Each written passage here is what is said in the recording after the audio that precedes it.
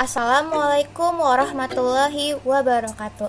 Halo semua, perkenalkan nama saya Marsala Adiliani dengan NPM 20 340 251 6260 dari Prodi Manajemen.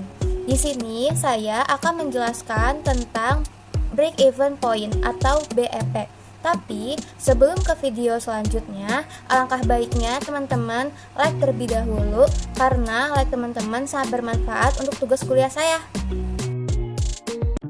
BEP adalah suatu titik tertentu di mana pengeluaran atau biaya dan pendapatan berada pada posisi yang seimbang atau titik impas, sehingga tidak terdapat kerugian ataupun keuntungan. Selanjutnya ada fungsi analisis BEP yang terbagi menjadi 4, yaitu yang pertama, mengetahui jumlah penjualan minimal agar tidak mengalami kerugian. Yang kedua, mengetahui jumlah penjualan yang harus dicapai untuk memperoleh tingkat keuntungan tertentu. Yang ketiga, mengetahui seberapa jauh berkurangnya penjualan agar perusahaan tidak menderita kerugian. Yang keempat, mengetahui bagaimana efek perubahan harga jual, biaya, dan volume penjualan terhadap keuntungan. Selanjutnya ada komponen BEP yang terdiri atas 3 komponen. Yang pertama yaitu biaya tetap atau fixed cost. Biaya tetap adalah biaya yang konstan jika perusahaan melakukan kegiatan produksi ataupun tidak melakukan produksi. Yang kedua itu ada biaya variabel atau variable cost. Biaya variabel adalah biaya per unit di mana sifatnya dinamis tergantung pada tindakan volume produksinya. Jika produksi yang direncanakan meningkat, maka biaya variabelnya akan meningkat. Dan yang ketiga, yang terakhir yaitu adalah harga penjualan atau selling price. Harga penjualan adalah harga jual yang ditetapkan per unit barang atau jasa yang telah diproduksi oleh perusahaan. Jadi selanjutnya itu ada margin of safety. Saya akan menjelaskan sedikit tentang margin of safety.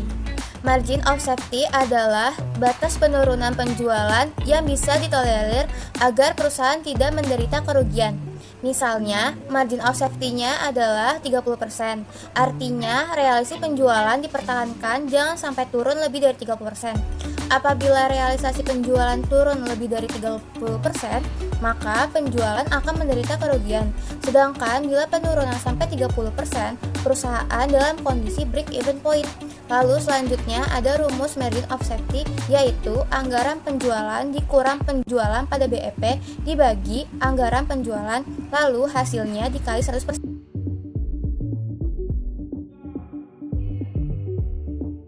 Jadi di sini ada contoh soal dan yang ditanyakan itu adalah berapa margin of safety-nya. Karena yang ditanyakan hanya margin of safety-nya, maka saya akan menjelaskan bagaimana cara mengerjakan margin of safety-nya saja. Di sini ada datanya. Data dari suatu perusahaan XYZ pada tahun 2009 adalah sebagai berikut. Penjualan 1000 unit. Harga jual per unit 500.000, biaya variabel per unit 200.000, biaya tetap 180 juta.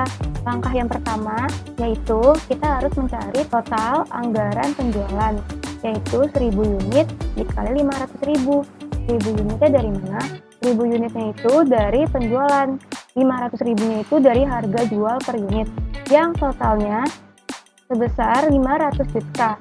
Selanjutnya kita harus mencari total dari penjualan pada BEP, yaitu 600 unit dikali 500.000. 600 unitnya dari mana? 600 unitnya itu dari total BEP unit yang kalian harus cari terlebih dahulu sebelum mengerjakan margin of safety-nya.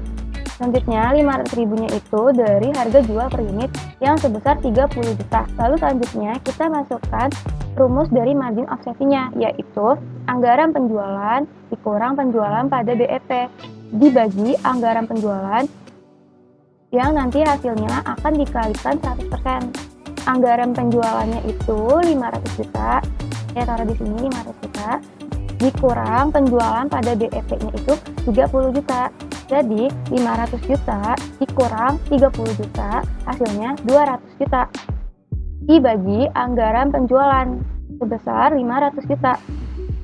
200 juta dibagi 500 juta, hasilnya nanti akan dikalikan 100%.